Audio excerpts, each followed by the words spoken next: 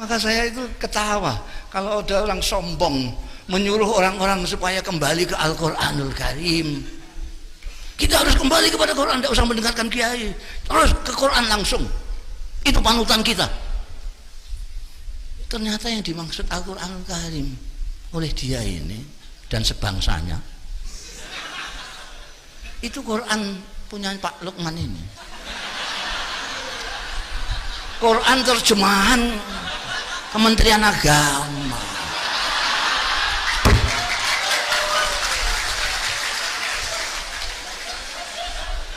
Udah bisa. Jangan terlalu sombong. Kamu sendiri ya ngerti Quran kok ngajak orang awam untuk melihat Quran. Mbok yang tawaduk seperti ulama-ulama kita itu. Imam Syafi'i, santri-santrinya bikin buku pinter. Beliau-beliau yang melihat Quran, yang melihat sunnah hadis, lalu bikin untuk orang-orang awam yang tidak sempat atau tidak bisa membaca Quran dan hadis supaya bisa segera sholat, dibikinkan sulam safina, sulam takrib dan seterusnya. Ini lebih saya hargai daripada yang petentang suruh kembali ke Quran tapi tidak mau ngaji.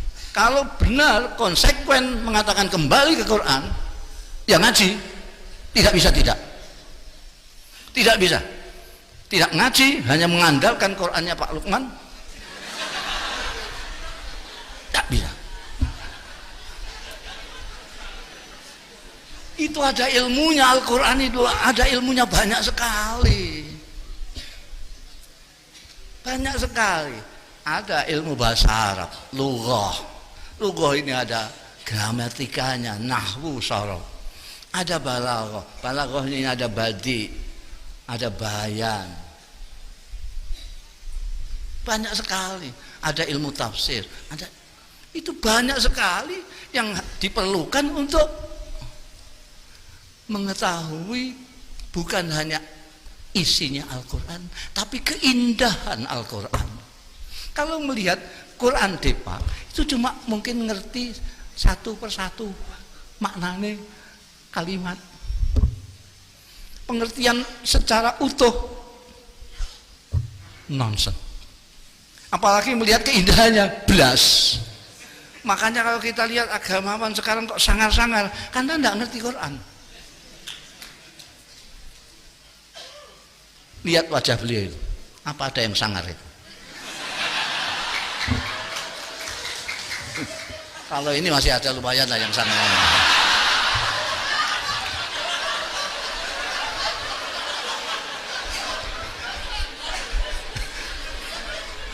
Wajah sangar dan tidak sangar itu ada korelasinya dengan pemahaman dan apresiasi tentang keindahan Al-Quran. Anda kalau tidak tahu keindahan Al-Quran, muka kamu mesti sangar. Pandainya soal agama sekalipun kayak apa. Jadi kiai-kiai pesantren sejak awal mempelajari ilmu-ilmu yang diajarkan di pesantren ini untuk mengapresiasi Al-Quran, untuk memahami Al-Quran dan memetik keindahan Al-Quran. Karena itu di pesantren tidak ada pengajaran tapi juga pendidikan. Diajar olah dengan taklim akal pikirannya, tapi oleh tarbiyah dan pendidikan dengan itu tadi yang disebut Pak Menteri sebagai rasa. Santri tidak hanya terpelajar, dia keluar harus menjadi orang yang terdidik, pintar tapi berakhlak. Karena apa? Sumbernya dari Al-Quran. Sampai nomor saya itu kadang-kadang sejengkel karena sombongnya itu. Kembali ke Quran, kembali ke Quran. Dan yang dijadikan rujukan itu Quran Kementerian Agama. Saya seringkali menyontohkan bahasa Arab saja, bahasa Arab, lughah saja. Belum kita bicara soal balaghah, bada', bayan, ma'ani. Dari lughah saja. Orang Arab mengatakan qoma zaitun. Sampai hitungi. Orang Arab mengatakan qoma zaitun. Orang Arab mengatakan zaitun qaimun. Orang Arab mengatakan zaitun qama. Orang Arab mengatakan Zaidun yakum. Orang Arab mengatakan inna Zaidan yakum. Orang Arab mengatakan inna Zaidan qaimun. Orang Arab mengatakan inna Zaidun qama. Orang Arab mengatakan kana Zaidun qaiman. Sudah berapa ini? Ini bisa Hamzah teruskan banyak sekali. Dan orang Indonesia hanya memaknainya dengan Zaidun berdiri.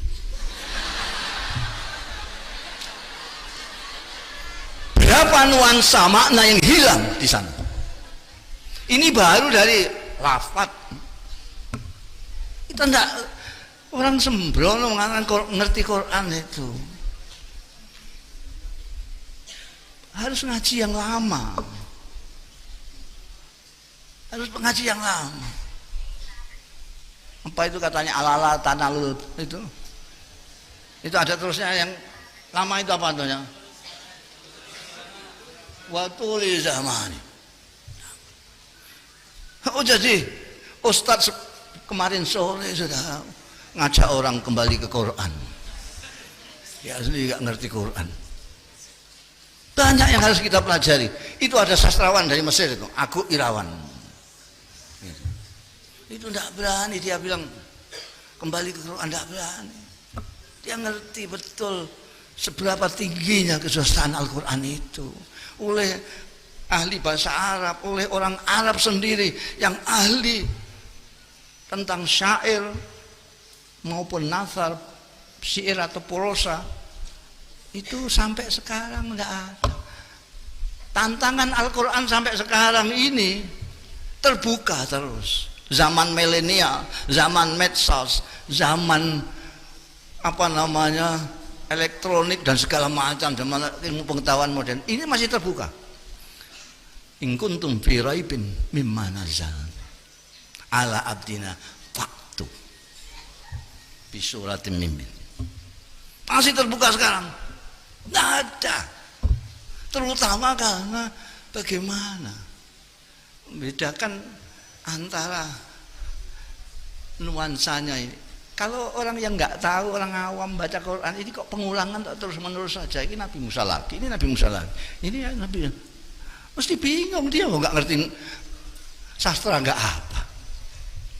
Mesti bingung. Ini maksudnya apa terus saja. Tapi kalau yang ngerti sastra dia tahu kenapa di sini diulang di sini pada waktu makomnya begini, kenapa ini di sini begini.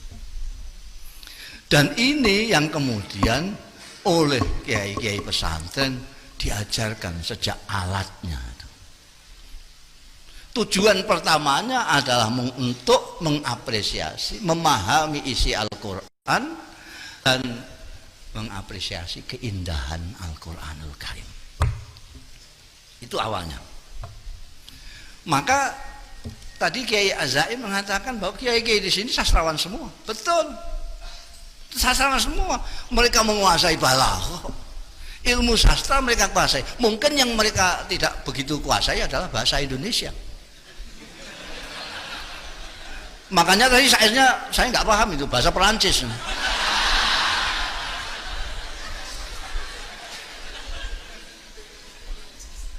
Kalau santri-santri yang seperti Agu Irawan dia menguasai bahasa Indonesia, ya bisa bersastra-sastra.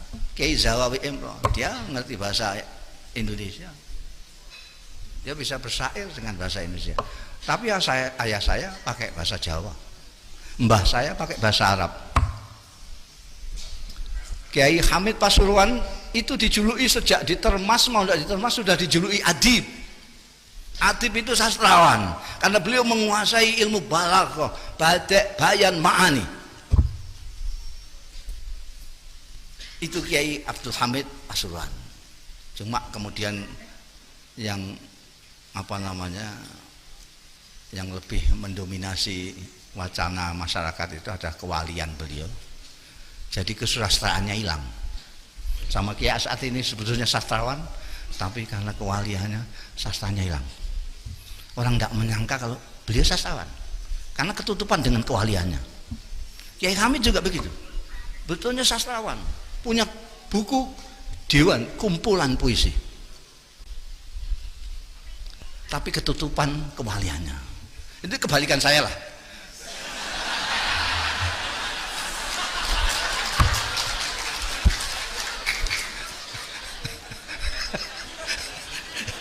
Saya baru separuh ngomong sampai sudah ketawa itu.